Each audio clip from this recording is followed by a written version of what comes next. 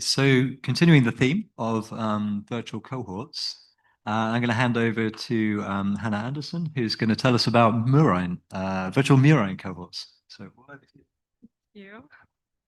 Hi. So continuing on this theme, we're going to look at virtual marine cohort and specifically with applications to my work with bladder cancer.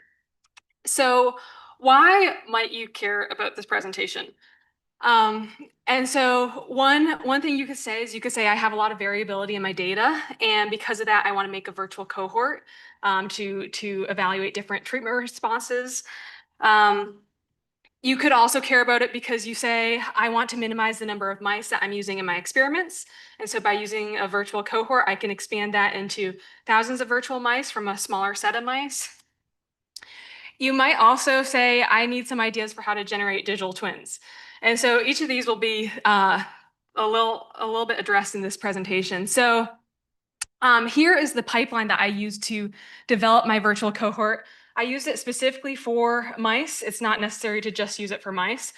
But essentially what I did is I created the model and then performed structural identifiability to figure out what type of data I needed to identify model parameters. And then using that information, figured out how to best use my data, then perform parameter estimation. And then my goal next was be able to figure out which parameters were practically identifiable with just my ultrasound data set, and then perform sensitivity analysis in order to figure out which of those practically identifiable combinations was the model most sensitive to capture that variability. And then using that, then I use those parameters to develop the virtual marine cohort. So to start us off, our problem is we've got non-muscle invasive bladder cancer. And so this is 75% of all newly diagnosed bladder cancer patients. And so the current standard of care for it is surgical resection and treatment with BCG. But there's this new therapy in clinical trials that our collaborator, Michael Pock, is working with. And with this therapy, essentially what happens is the patient has their tumor resected, and then their tumor infiltrating lymphocyte population is expanded. That has T cells that are antigen specific to the tumor. And then the patient is treated with a lymphodepleting chemotherapy, so in this case, gemcitabine, to get rid of immunosuppressive cell types, and then it's treated with these tumor infiltrating lymphocytes. And so in mice, the preclinical version is to implant the mice with MB49 ova tumor cells, and then to precondition with gemcitabine, and then to treat with OT1 cells, which are T cells that are antigen specific to this tumor type that we implanted in the mice. And so what they found was that in these preclinical studies that this showed a significant decrease in the tumor volume for the mice, but we also see that there's a decent amount of variability too. And so we first developed a model to capture this. So we have cancer cells, T cells, so that's where the OT1 cells come into play, these myeloid-derived suppressor cells that are suppressing the T cells, and then gemcitabine, which helps to deplete those myeloid-derived suppressor cells. And so our question was, okay, we have this ultrasound data. Can we identify model parameters with this ultrasound data? And so we perform structural identifiability, which determines if given a model structure, if a certain type of data is suitable for determining model parameters. And so we specifically use the differential algebra approach by Dooley et al. And so this involves doing some proofs, so I'll skip those. But our results were that actually we can't use this total tumor volume data, so this ultrasound data, to identify model parameters, that it won't be sufficient to distinguish between the cell types. And so we had a bit of additional experimental data. We had some histology data and some flow cytometry data. And so taking that data, we did a linear interpolation of the different cell percentages from that data. And then using those percentages over time, we want to multiply those by the total tumor volume to get an idea of different volumes for the different cell types in the tumor over time. So our next question is, okay, if we have data on each cell type, is the model structurally identifiable to that? And so this involved another proof. And the result was yes. Yes, it will be. So this is good news for us. So we can use those three different data sets together to parameters. And so then we estimated the parameters for hierarchically for the four different experimental cohorts. And then so at this point, we've developed the model, figured out what type of data we need, used our data to based on those conclusions, and then estimated parameters. And now our next goal is, okay, well, we used histology and flow cytometry data to determine model parameters, but we want to be able to drop that data in the end because we want to be able to have data that we can track over time in the mice and not have to sack the mouse to get the data. And so we want to do practical identifiability to determine using just ultrasound data, what parameters can we uniquely identify.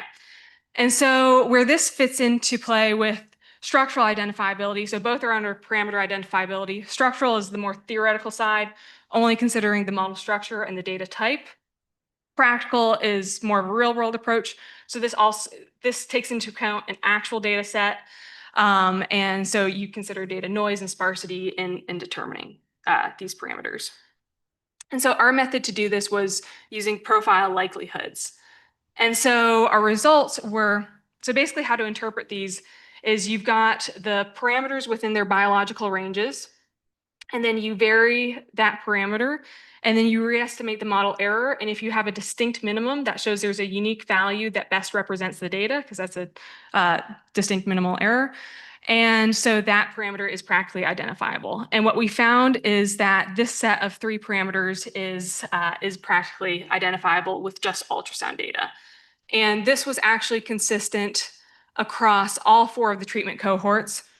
This one parameter is missing from those top two because that was a gemcitabine specific parameter, and those two cohorts didn't have gemcitabine. But so this is good news that we can use this with just ultrasound data.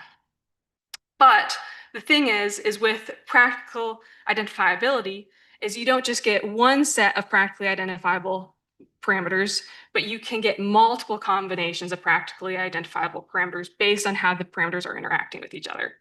So we actually have 5 of them. And so what we wanted to do is to ask ourselves, okay, one of these sets we'll use to generate the virtual cohort. So which of these sets will cause the most variability in the output? And so this leads us to do global sensitivity analysis. And so with this, we used the EFAS method, and we found that this set of parameters was the model was most sensitive to.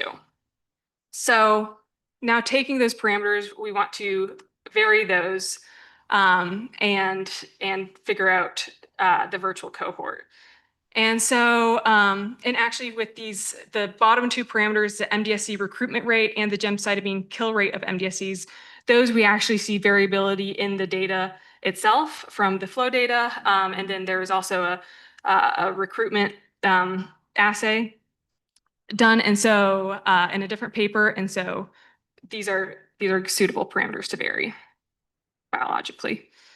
And so now we want to create this virtual murine cohort. So to generate this, what we did is we sampled those 3 parameters uniformly from their biological ranges, and then ran numerical simulations for each of those parameter sets. And then the parameter sets that fell within 2 standard deviations of the data mean, we kept those, and these will become our virtual mice in the cohort. And since we have actually multiple cohorts, we actually cycled through, and so the parameter sets were suitable for multiple cohorts, and so not just one. And so we also decided to just use actually just the first 3 experimental cohorts to develop this virtual cohort and leave the last one for further validation results. So leaving that off to the side. And so this was our virtual murine cohort in the end. And so we have the untreated, the OT1 monotherapy, gemcitabine monotherapy, and the combination. And then we've got the 3 different cell types and then the total tumor volume. And so these were the same 10,000 mice under these 4 different treatment regimens. And so as you can see, the different data for the different cell types, those are all within the virtual cohorts. That's good news. And then for the total tumor volume data for those first 3, they're all within 2 standard deviations of the mean. So now we want to compare the virtual and the experimental before and after statistically. And with this, when we compared them, except for this one, so we have one data point that's off. But except for that one, there's no significant difference between the virtual and the experimental cohorts. So this virtual cohort of 10,000 virtual mice versus the experimental cohort of, say, 10 to 15 mice. So that was good news. And then we wanted to do the cross-cohort validation with this combination cohort that we didn't use in creating the virtual cohort. And with that, we found that except for there, again, is one data point, but except for that one, there's no significant difference between the virtual and the experimental cohort. So that's good too. And so our conclusions from this were that this virtual cohort captured most of the variability from the 4 experimental data sets. And then because of structural identifiability, we were able to capture the 3 cell types more realistically. And then because of practical identifiability, we have the possibility to create future digital twins when we're testing regimens experimentally by just using the ultrasounds from the mice. And so our future directions are to optimize the regimen by testing it on the virtual cohort, figure out which regimen works for the largest variety of mice, and then experimentally test that best regimen. So thank you for listening, and a special thank you to my PI, Kasia, and then also Coyote, who helped with model development, and then my collaborators in immunology. Thank you.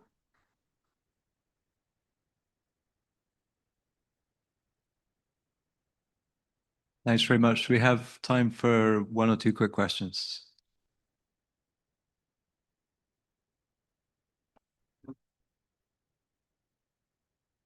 Thanks, that was lovely. The variability that you saw in your virtual cohort, was that driven by the seed choices in your agent-based model? Well, it was just an ODE model. I was on ODE models. Yeah, so where did you get that variability from then? Well, variability in like different. No, we just had all those trajectories for this first one. Do you mean this one? No, it was the simulations that were mapping from the virtual to the real. Yeah, so those. Look at that huge variability there.